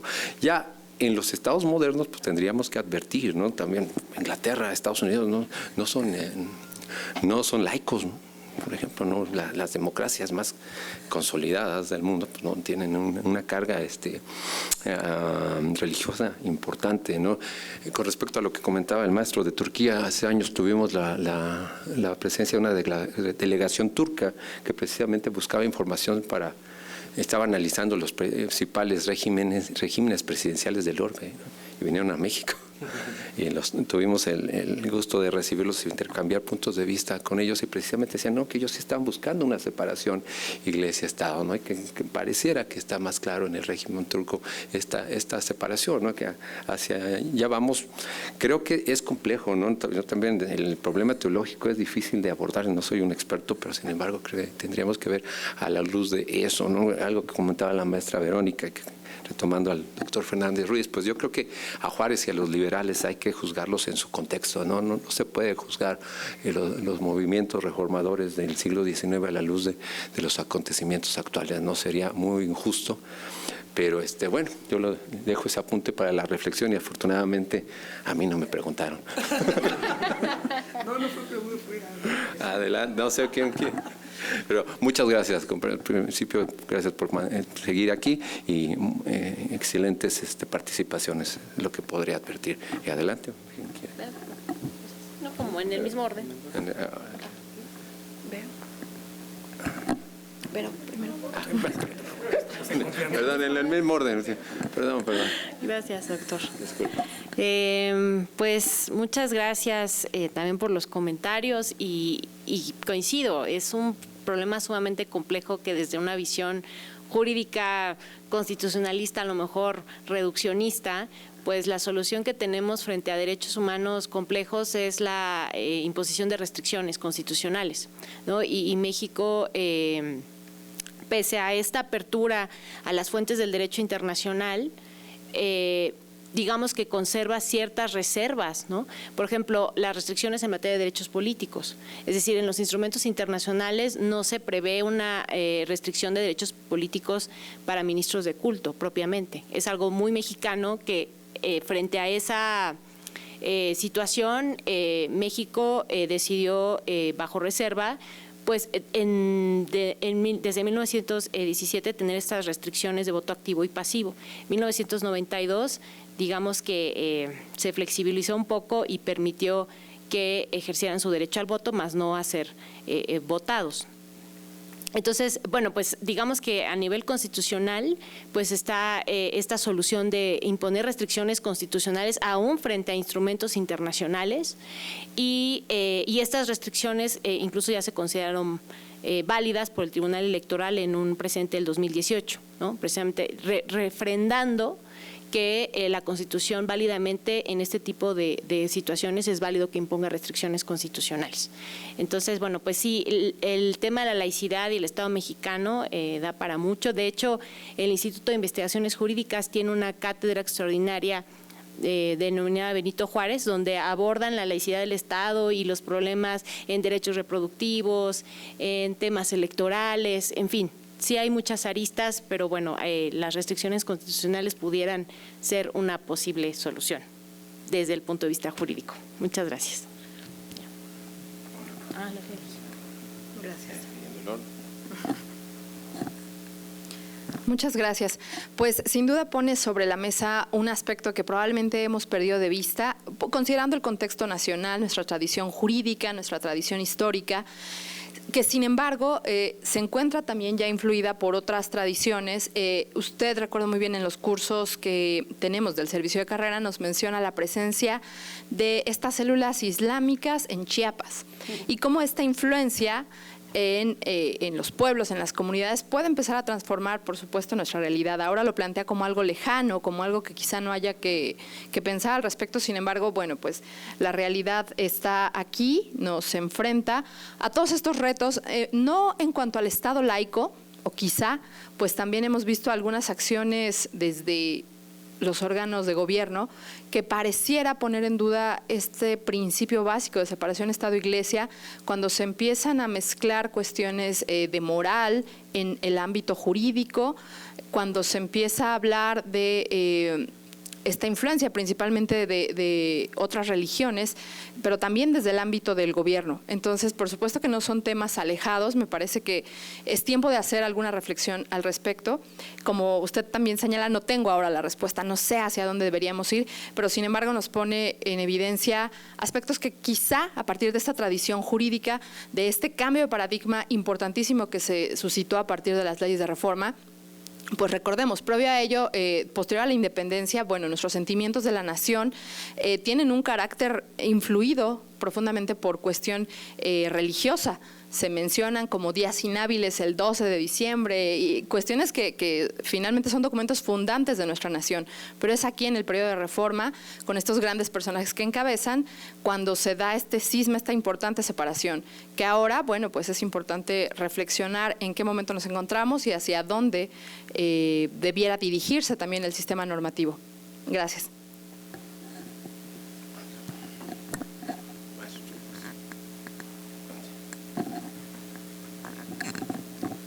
Sí, pues efectivamente yo he de coincidir con mis compañeras del CEDIP.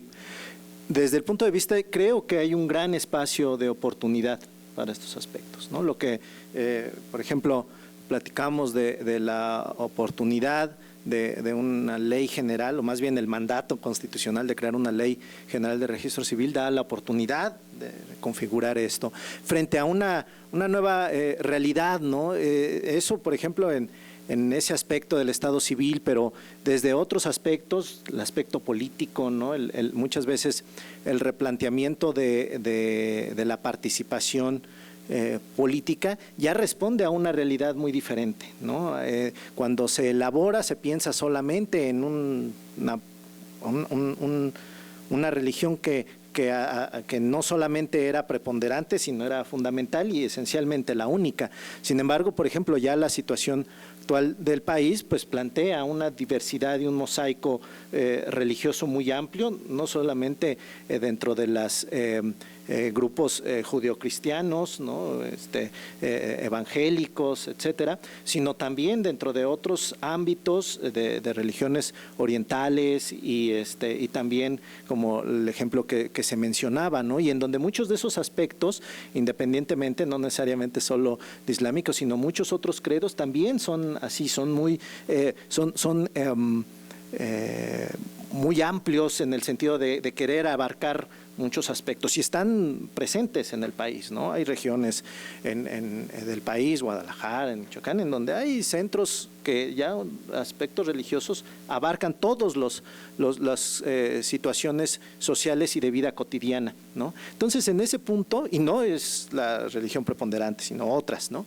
Entonces, en ese punto, ver como un espacio de oportunidad, ¿no? De repensar eso, de replantearlo, de hacerlo más amplio para alcanzar a prever esos otros escenarios o incluir más bien, más que prever, incluir esos otros escenarios que ya se estarían presentando. Efectivamente, como dice maestro, antes de 11 de septiembre de 2001, ya parecía un tema, al menos en Occidente, o al menos para nuestro país, como superado, ¿no? Recuerdo un ensayo de Eugenio Trías sobre pensar la religión, que incluso decían que pues, cómo escribía sobre eso si era algo que ya estaba superado, ¿no? Algo que ya no se tendría que reflexionar, no tenemos problemas religiosos, ¿no? Sin embargo, en nuestro país hay aspectos que si no se prevén, si no se cuidan, si no se atienden, pueden degenerar en conflictos de esa naturaleza, ¿no? Y que no lo pensábamos, hasta nuestra forma como abogados de ver el derecho, ya la veíamos incluso completamente desprendida de cualquier aspecto religioso, ¿no? Decíamos, esto es positivista, jurídicamente positivista, ¿no? Jus positivista, y así es la construcción del derecho. Y ahorita ya no, ¿no? Tenemos que incluir otros aspectos y otras meditaciones, pero creo que es como un espacio de oportunidad.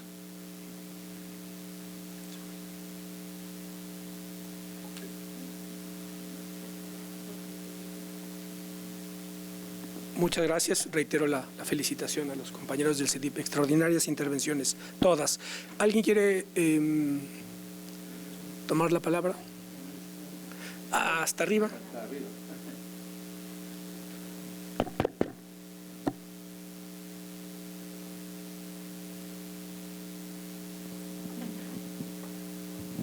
Hola, pues muchas gracias por su participación. Más bien, ahora sí que más que una pregunta tengo un comentario. Perdón, soy de esas. Pensar todo el fenómeno religioso me hace pensar en quiénes le rinden homenaje hoy a Juárez, ¿no? Y pienso en tres actores que lo siguen imaginando de una manera muy activa. Por supuesto, el gobierno federal, la administración, el presidente. Hay una referencia y una manera de imaginar públicamente a Juárez. Eso me parece muy importante, pero también hay otros dos actores que siguen imaginando y recordando muchísimo a Juárez. ¿Por qué? Porque permitieron su existencia en la historia de nuestro país. Número uno, todos los grupos protestantes, especialmente los protestantes históricos, que le hacen homenaje a Juárez cada vez que se puede. Y ese es un fenómeno que a mí me parece muy interesante. Hay un investigador que se llama Esther Maimai, que justamente documenta cómo los grupos protestantes tienen, digamos, no es culto, porque no es algo que lo entiendan así, pero sí le rinden homenaje muy profundo a Juárez, porque la presencia de las diferentes denominaciones cristianas es posible gracias a Juárez. Entonces, eso marcó un hito pues, fundamental y que permite la presencia de ellos hoy, ¿no? Y también la masonería. Como vecina de la Guerrero, a mí me toca ver quién llega al cementerio a rendirle homenaje a Juárez. Y es muy interesante que llegan los masones discretamente después de los homenajes oficiales, llegan también a rendirle homenaje, ¿no? Y la masonería sigue siendo una práctica, digamos, no religiosa, pero sí es espiritual. Entonces sigue como una práctica constante y que, bueno, se remite desde mucho atrás. Entonces, de nuevo, estos tres actores como grupos claves que piensan a Juárez. Y número dos, pensando en lo que dijeron del registro civil, siento que de alguna manera la creación del registro civil no termina de romper con la Iglesia porque no existía el divorcio. Entonces, siento que ese rompimiento con la Iglesia llegaría socialmente hasta la creación del divorcio como un proceso, ¿no? Porque mientras tanto, mientras el matrimonio no se puede disolver, pues tenemos como muchos problemas que se siguen pues jalando, ¿no? Del matrimonio católico y que no se puede disolver, ¿no? Entonces siento que inicia un proceso que no puede verse culminado hasta mucho después. Y de nuevo pensando en cómo eso pues va implicando nuestra vida contemporánea, ¿no? Gracias. Excelente comentario, y en efecto hay que entender el 19 como una dialéctica entre catolicismo, masonería y protestantismo, precisamente. Muy atinado el comentario. Sí, el compañero ya. No sé si alguien quiere comentar lo que... ¿no? Sí, adelante. ¿Quieren comentar lo que comentó la compañera o...? Sí.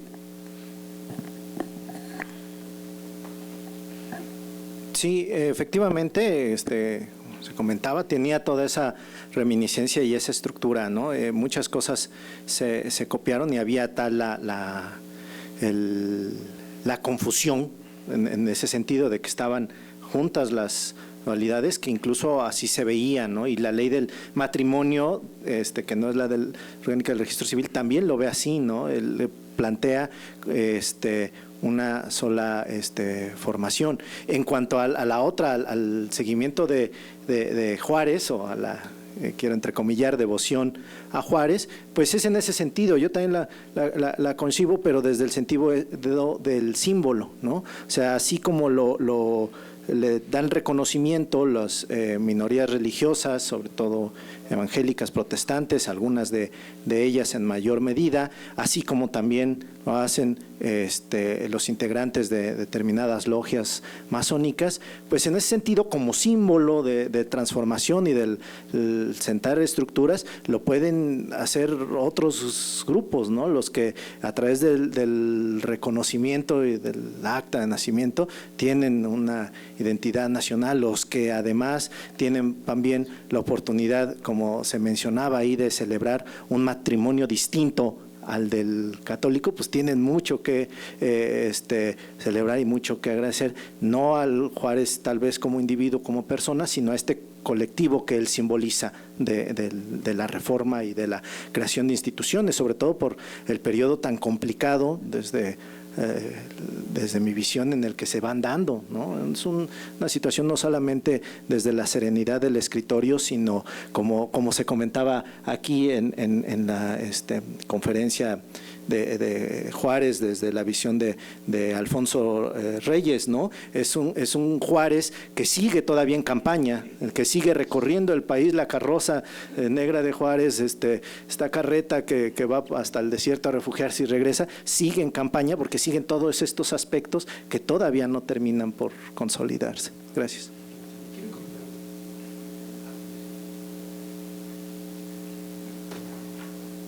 Así de bote pronto, al comentario de la compañera, sí, muy interesante como tengo dicho, pero yo detecto dos cuestiones.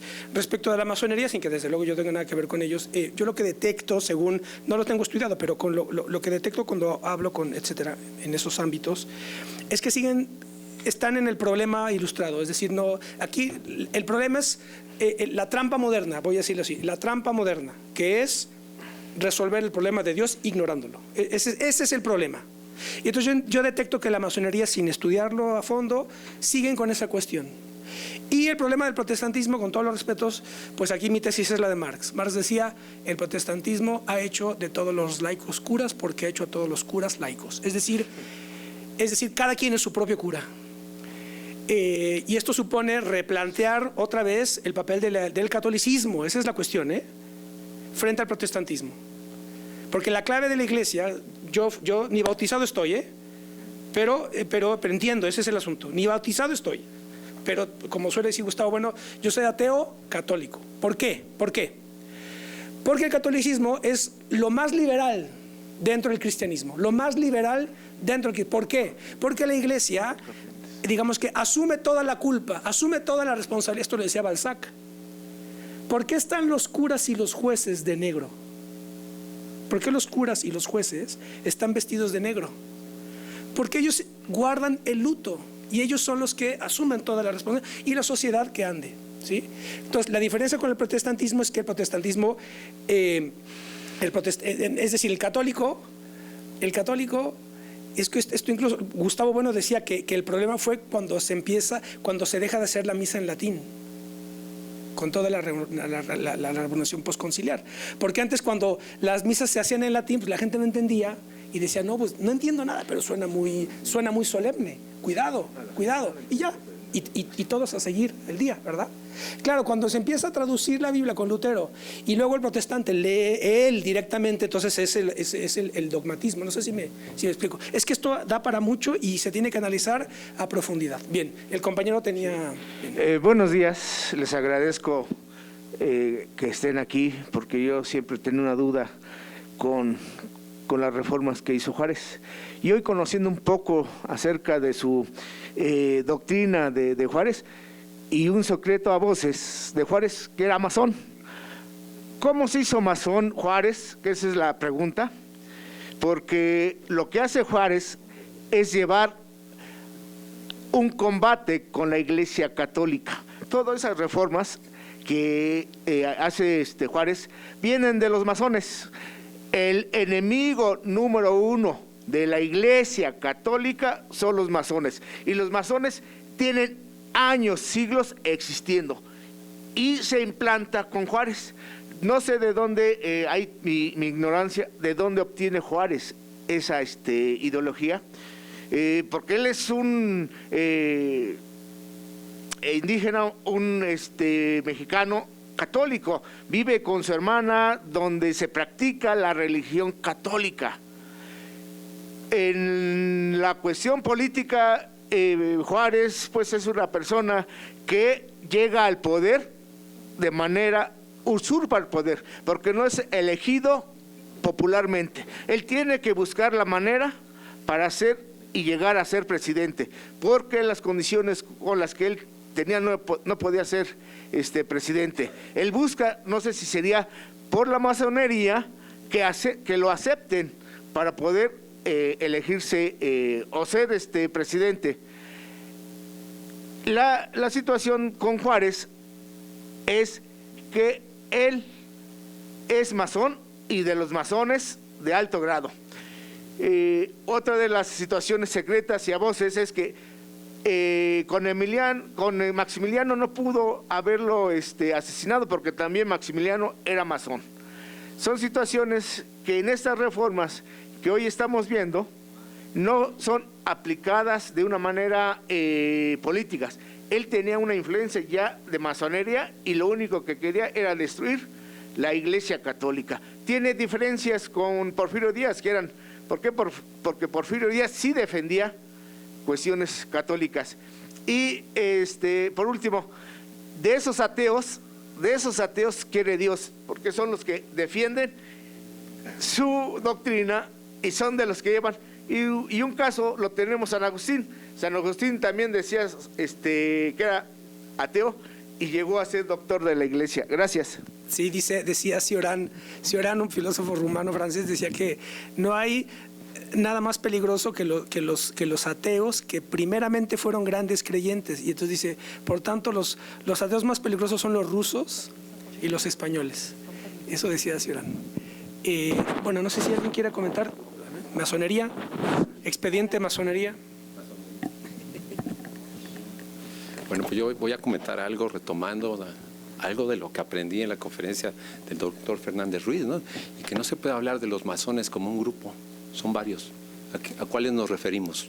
Y hay masones, como lo dijo muy claramente en la conferencia pasada el doctor Fernández Ruiz, son grupos rivales a muerte, por cierto. Cuando se dice de los masones no podemos hablar de un grupo, ¿no? Ni eso de que Juárez buscaba la destrucción de la Iglesia no lo tengo tan seguro, pero sí de que había masones que no estaban de acuerdo con los postulados de la Iglesia en el siglo XIX, exactamente. Pero nuevamente, ¿no? Regresar a lo que dije hace un momento, no se puede juzgar la figura del presidente Juárez con la visión de la democracia actual, ¿no? Tendremos que juzgar a Juárez en su contexto del siglo XIX y en el contexto que experimentaba, ¿no? Esa leyenda de que si Maximiliano murió o no en el Cerro de las Campanas, pues tampoco. Nuevamente, no estoy muy seguro que fueran del mismo grupo masón. Perdón, y nada más, ya con otro tema, y tratando de responder los planteamientos o abrir más la duda que nos plantea el maestro Carballo, pues yo creo que también no se puede, hablando de los derechos humanos en el Islam, también no se puede disociar los derechos humanos, y aquí tengo dos expertas, o la visión de los derechos humanos fuera de la visión de la Iglesia, ¿no? Y estamos viendo eso, ¿no? Ahora el aborto, ¿no? Es un debate en el que la Iglesia Católica en este país ha entrado directamente, ¿no? Es evidente que hay un peso y que trata de imprimir un matiz, ¿no? También otro problema de derechos humanos, el impedimento para que los ministros de culto participen como candidatos en las elecciones. perdón, parecía, y perdón tampoco, yo sí estoy bautizado, perdón, pero no soy católico recalcitrante, pero ni vengo a defender a los curas que se defiendan solos, pero sin embargo pareciera que eso es notoriamente violatorio de derechos humanos. Digo, entonces también, si vamos a ser correctos, pues también seamos, ¿en qué país del mundo se prohíbe que un ministro de culto, bueno, en varios, pero en qué democracia avanzada se prohíbe que un ministro de culto no participe en elecciones, ¿no? Lo vemos en Estados Unidos, ¿no? Donde la iglesia protestante, por cierto, y la católica también tiene un activismo muy importante, ¿no? El actual presidente de los Estados Unidos es un presidente católico, ¿no? Entonces también tendríamos que, ¿a qué voy, no? En ese contexto tendríamos que decir, no está disociado, ¿no? Ni la moral, ni la fe religiosa de la visión jurídica, ¿no? Tienen un impacto, ¿no? Lo estamos viendo. Perdón, eso para contribuir a la reflexión y, ¿por qué no?, encender el debate. Sí, la diferencia entre las dos revoluciones fundamentales de la edad contemporánea, la francesa y la norteamericana, ahí está la diferencia fundamental. La francesa jacobina radical es una revolución sin Dios y la norteamericana es una revolución cristiana, en realidad, ¿verdad? No se entiende sin todos los protestantes. Todos los presidentes tienen una religión. Obama, unos católicos, otros bautistas, otros adventistas, etc. Es decir, Estados Unidos no se entiende sin los movimientos protestantes de que yo llamo de segunda generación. La primera pues es la luterana, la de Calvino y la de etcétera. ¿Alguien quiere? Acá, el compañero. Sí, ¿qué tal? Pues muchas gracias. Bueno, primero quería felicitar a los compañeros del CEDIP, ¿no? Porque tanto en fondo como en forma me ha parecido muy bien. Hasta ya nos gusta más a los que no somos abogados, nos gusta más el derecho. Sí, sobre todo entremezclado con los aspectos históricos, ¿no? Yo nomás quería un comentario y una pregunta. Comentario, precisamente hablando de ese laicismo, hace 2 años apenas, que estaba yo trabajando en el gobierno de la Ciudad de México, en la Secretaría del Trabajo, hay un programa para mandar enfermeras a Alemania, ¿no?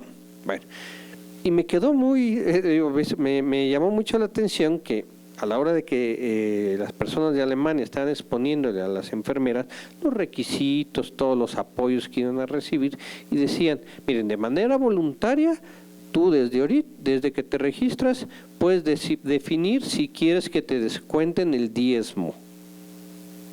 O sea, que ya lo tienen tan sistematizado que tú puedes, como ciudadano alemán o alguien que va a trabajar allá, decir, miren, sí, yo estoy de acuerdo en que se le dé un dinero a la religión, en este caso creo que son más protestantes, y descuéntenme lo de mi nómina. Y se hacía así, sin ningún problema, ¿no? Hablando de esa entremezcla entre lo laico y lo no laico, ¿no? Como ejemplo, además. Ahora, la pregunta es esta. Hablando de la ley general del registro civil, ¿no? Yo digo, bueno, ahora hablaríamos de los impactos presupuestales, yo le voy a llamar impacto administrativo. A ver, el momento en que sale esa ley, claro, son tiempos ahí muy revueltos, ¿no? Pero, bueno, el hecho de que diga, bueno, la iglesia, bueno, perfecto, yo ya no voy a registrar a nadie. Y entonces es una responsabilidad que tiene que asumir el Estado. ¿Salió algunas medidas administrativas, presupuestarias o de algún tipo para que el Estado pudiera asumir una tarea tan titánica en esos tiempos tan especiales?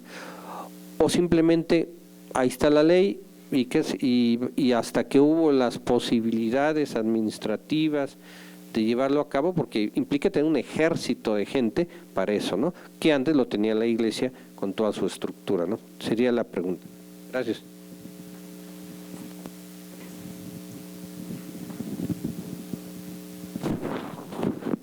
Sí, efectivamente,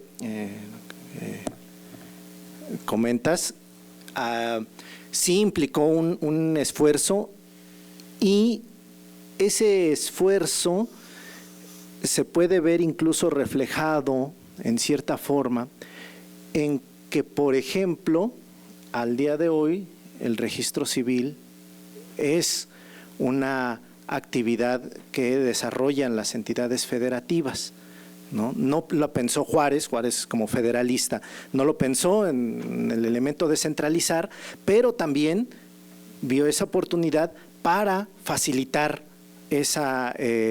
llevar a cabo esa labor. Obviamente los primeros años, y no solamente los primeros años en que se elaboró el registro, sino hasta bien entrado el siglo XX, la cuestión de registral en nuestro país no es del 100%, ¿no? O sea, no se registra el 100% de nacimientos, porque exige esa situación. Sin embargo, en un primer momento, cuando se hace la ley, se emite como una obligación de las entidades o de los estados para ir estableciendo jueces, que incluso por eso en la primera denominación es de jueces, porque iban no solamente a hacer una labor administrativa de tomar el registro, sino en muchos de los casos iba a tener que dilucidar controversias sobre los aspectos que se tenían que registrar. Entonces, en primer lugar, para tratar de llevarlo a cabo, pues fue así, ¿no? Llevarlo a los estados. En algunos aspectos también habría que decirlo, se contó en algunas entidades, en algunas excepciones, con el apoyo de los mismos actividades parroquiales, y en algunas cuestiones también entregaban archivos o cuestiones así, o les eran recogidos, ¿no? En algunos momentos más revolucionarios podía haber esa situación en donde ciertos registros podían estar, pero efectivamente, o sea, sí hay esa duda de la complejidad que significó establecer en un primer momento ese registro, y por qué en un primer momento tenían que ser incluso jueces para tratar de que se pudiera llevar a cabo, ¿no?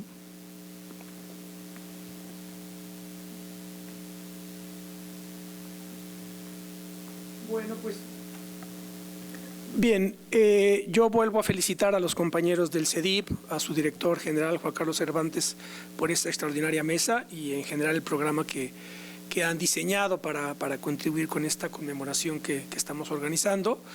Y también quiero agradecer y felicitar al auditorio que nos ha acompañado con comentarios, todos ellos muy interesantes para enriquecer este coloquio. Voy a entregarles los reconocimientos que extiende el Espacio Cultural San Lázaro, con la firma del secretario de Servicios Parlamentarios, Hugo Rosas de León. Se lo entrego para allá, al maestro Miguel Copil Estrada, a la maestra Verónica Cervera y a la maestra Areli Fonseca. Y si no hay otro comentario, pues damos por concluir esta extraordinaria sesión y quedamos emplazados para el programa. Mañana hay película, ciclo de cine a las 3 de la tarde en el Auditorio Sur. No, en este auditorio, es el norte, ¿verdad? Estamos en el norte. Mañana a las 3 de la tarde, El Joven Juárez. Y con eso se concluye el ciclo de cine y bueno, seguimos todos en comunicación. Gracias, buen día a todos.